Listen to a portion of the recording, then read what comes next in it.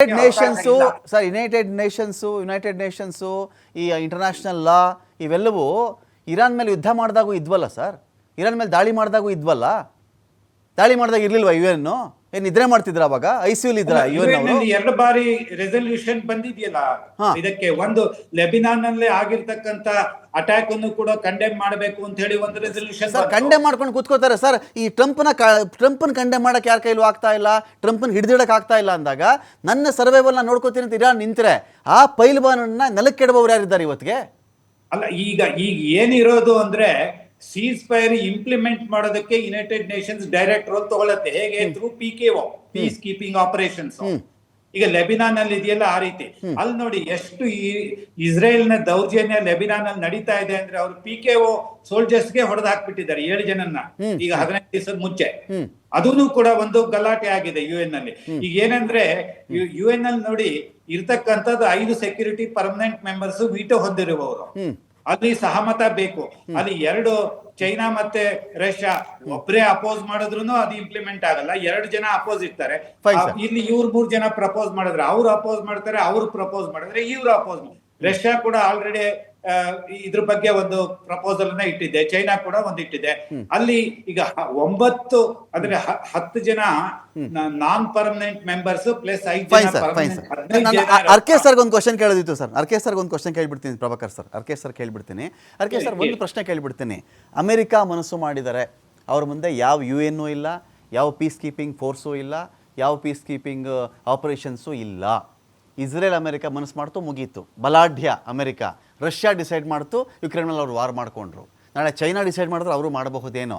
ಇದೆಲ್ಲ ಈ ಕಥೆ ಹೇಳ್ತಾರಲ್ಲ ಸರ್, ಬುಕ್ಕಲ್ಲಿ ಬರೆದಿಟ್ಕೊಂಡು ರೂಲ್ಸು, ಕಾನೂನು, ಕಟ್ಟಳೆಗಳು ಅಂಥೇಳಿ. ಈಗ ಇರಾನ್ನ ಮೇಲೆ ಇನ್ನು ಯಾವ ಥರದ ನಿಬಂಧನೆಗಳನ್ನು ಹಾಕೋಕ್ಕೆ ಉಳಿದಿದೆ ಅದನ್ನು ಹೇಳಿ. 40 ವರ್ಷಗಳಿಂದ ಏನೇನು ನಿರ್ಬಂಧನೆಗಳನ್ನು ಹಾಕ್ಬೋದು, ದಿಗ್ಬಂಧನ ಹಾಕ್ಬೋದು, ನಿಷೇಧ ಮಾಡ್ಬೋದು, ಎಲ್ಲ ನಿಷೇಧ ಮಾಡಾಗಿದೆ. 60% ಇನ್ಫ್ಲೇಷನ್ ಇದೆ ಆ ದೇಶದಲ್ಲಿ. $1ಗೆ 1,32,000 ರಿಯಾಲ್ಸ್ ಹಾಕಬೇಕು. ಆ ಮಟ್ಟದ ಇನ್ಫ್ಲೇಷನ್ ಇರಾನ್ನಲ್ಲಿದೆ. ಇನ್ನೇನು ನಮ್ಮನ್ನು ಮಾಡೋಕ್ಕೆ ಸಾಧ್ಯ? ಏನಾದರೂ ಹಾಕೊಳ್ಳಪ್ಪ ನೀನು, ಹೋರ್ಮುಜ್ ನಾನು ಬಿಡಲ್ಲ, ನಾನು ಟ್ಯಾಕ್ಸ್ ಹಾಕೇ ಹಾಕ್ತೀನಿ, ಟೋಲ್ ಹಾಕೇ ಹಾಕ್ತೀನಿ, ಇರಾನ್ ನಿಂತುಬಿಟ್ರೆ ಯಾವ UN, ಯಾವ ಅಮೆರಿಕ? ನಾನು ಅಮೆರಿಕನೇ ಮಣ್ಸೋಕ್ಕಾಗಿಲ್ಲ ಅಂತಾರೆ ಇರಾನ್ನವರು. ಏನು ಮಾಡೋದು ಅವ್ರನ್ನ? IRGC ಅವ್ರನ್ನ ಏನು ಮಾಡ್ತೀರಿ ನೀವು? ಇವತ್ತು ವಿಶ್ವದ ಒಂದು ಸಾಮೂಹಿಕ ವಾಯ್ಸ್ ಇಲ್ಲದ ಹಾಗಾಗಿದೆ. UNO ತನ್ನ ಸಂಪೂರ್ಣ ಶಕ್ತಿಯನ್ನ ಕಳ್ಕೊಂಡಿದೆ. ಆ UNOನ ಸ್ಟ್ರಕ್ಚರ್ ಮಾಡಿದ ರೀತಿಯನ್ನೇ ನಾವಿವತ್ತು ಪ್ರಶ್ನೆ ಮಾಡುವಂತಾಗಿದೆ. ಇವತ್ತು ಈ ಸಂಧಾನ ಯಾಕೆ ಬೇಕಾಗಿದೆ ಅಂತ ಅಂದ್ರೆ 2 ರಾಷ್ಟ್ರಗಳು, ಇಸ್ರೇಲ್ನ ಬಿಟ್ಟು 2 ರಾಷ್ಟ್ರಗಳು ಸುಸ್ತಾಗಿದ್ದಾರೆ. ಮತ್ತೆ ವಿಶ್ವದ ಎಲ್ಲ ಭಾಗದ ಜನಗಳು ಕೂಡ ಈ ಯುದ್ಧವನ್ನು ವಿರೋಧಿಸ್ತಾ ಇದ್ದಾರೆ. ಆದರೆ ಇದರ ಪ್ರಯೋಜನವನ್ನು ಪಡ್ಕೊಳ್ತಾ ಹೊಂಚಾಕಿ ಕೂತಿರುವ ಚೈನಾ ಬಗ್ಗೆ ಎಲ್ರಿಗೂ ಭಯ ಇದೆ. ಚೈನಾ ಈ ಪರಿಸ್ಥಿತಿಯಲ್ಲಿ ಪಾಕಿಸ್ತಾನವನ್ನು ಮುಂದಿಟ್ಟುಕೊಂಡು ತನ್ನ ಬೇಳೆ ಬೇಯಿಸ್ಕೊಳ್ತಾ ಇದೆ. ಇದು ಪಾಕಿಸ್ತಾನ ಒಂದು ಇಸ್ಲಾಮಿಕ್ ರಾಷ್ಟ್ರ ಅನ್ನುವ ಕಾರಣಕ್ಕಾಗಿಯೋ ಅಥವಾ ಅಲ್ಲಿಯ ರಾಜಕೀಯ ನಾಯಕರು ಅಮೇರಿಕಾದ ಮಾತನ್ನು ಕೇಳಬಲ್ಲರು, ಭಾರತದ ನಾಯಕರು ಕೇಳಲ್ಲ ಅನ್ನುವಂಥ ಸ್ಥಿತಿ ಇಲ್ಲ. ಭಾರತದ ನಾಯಕರು ಕೂಡ ಟ್ರಂಪ್ನ ಎಲ್ಲ ಇಶಾರಾಗಳಿಗೂ ನಾವು ನರ್ತಿಸ್ತಲೇ ಬಂದಿದ್ದೇವೆ ಇದುವರೆಗೂ.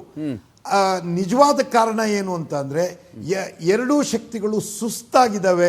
ಪ್ರಪಂಚ ಇದನ್ನ ತಡಿಬೇಕು ಅಂತ ಇದೆ. ಆದ್ರಿಂದ ಅವರು ಒಂದು ಎಸ್ಕೇಪ್ ರೂಟ್ನ, ಒಂದು ವೆಂಟಿಲೇಟರ್ನ ಹುಡುಕ್ತಾ ಇದ್ದೇವೆ ಇಲ್ಲಿಯ ಸಫೋಕೇಶನ್ ಇಂದ ಆಚೆಗೆ ಬರೋದಕ್ಕೆ. ಅದಕ್ಕೆ ನಿಜವಾದ ಸೂತ್ರಧಾರ ಇರಾನೂ ಅಲ್ಲ, ಅಮೆರಿಕವೂ ಅಲ್ಲ, ಅದು ಚೈನಾ. ಅದನ್ನ ಪಾಕಿಸ್ತಾನದ ಮುಖಾಂತರ ಮಾಡ್ತಾ ಇದ್ದಾರೆ. ಇವತ್ತು ನಾವು ಯುದ್ಧವನ್ನು ನಿಲ್ಲಿಸೋದಕ್ಕೆ ನೈತಿಕತೆಯನ್ನು ಉಪಯೋಗಿಸ್ತಾ ಇಲ್ಲ, ನಾವು ತಂತ್ರವನ್ನು ಉಪಯೋಗಿಸ್ತಾ ಇದ್ದೇವೆ. ತಾಂತ್ರಿಕವಾಗಿ ನಿಲ್ಲಿಸುವಂತಹ ಯುದ್ಧ ಪರ್ಮನೆಂಟ್ ನಿಯಂತ್ರಣವಲ್ಲ. ನಾವು ಇರಾನ್ನ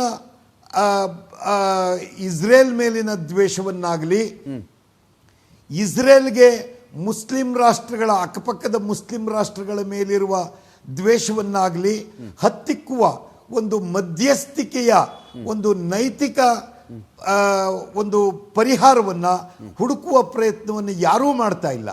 ಎಲ್ಲರೂ ತಮ್ಮ ತಮ್ಮ ಪ್ರಯೋಜನವನ್ನು ಈ ಯುದ್ಧ ಪರಿಸ್ಥಿತಿಯಲ್ಲಿ ತಮ್ಮ ರಾಷ್ಟ್ರಗಳಿಗೆ ತಮ್ಮ ಲೀಡರ್ಶಿಪ್ಗೆ ಏನು ಪ್ರಯೋಜನ ಆಗುತ್ತೆ ಅನ್ನುವಂತಹ ಒಂದು ಶಾರ್ಟ್ ಸೈಟೆಡ್ನೆಸ್ನಿಂದ ಈ ವಿಶ್ವದ ಈ ಒಂದು ಮಹತ್ವಪೂರ್ಣವಾದ ಘಟ್ಟದಲ್ಲಿ ನಾವು ನೋಡ್ತಾ ಇರೋದು ಬಹಳ ದುರಾದೃಷ್ಟಕರ. ಓಕೆ ನಾನು ಮತ್ತಷ್ಟು ಮಾತಾಡಿಸ್ತೀನಿ.